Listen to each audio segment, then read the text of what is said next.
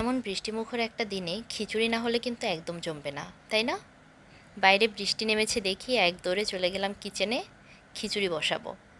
যেহেতু বৃষ্টি বলে কই আসে নাই, সো আমি ডিমের বেশি আর কিছু অ্যারেঞ্জ করতে পারি নাই। তাই ভাবলাম যে ঠিক আছে, সমস্যা নাই, বাসায় ডিম আছে, ডিম ভুনাই করে ফেলি। গরম গরম ধোয়া ওঠা খিচুড়ি আর সাথে ঝাল করে ডিম ভুনা।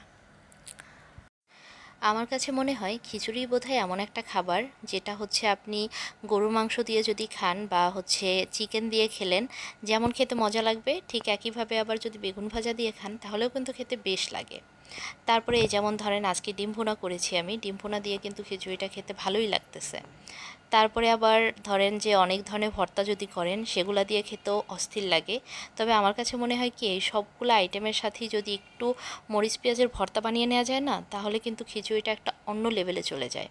এই মরিচ পেঁয়াজের ভর্তাটা খিচুড়ির সাথে মাখিয়ে খেতে এত মজা লাগে। আর সাথে হচ্ছে এক ফালি লেবু নিয়ে নিতে পারলে তো ব্যাস, আর কোনো কথাই নেই।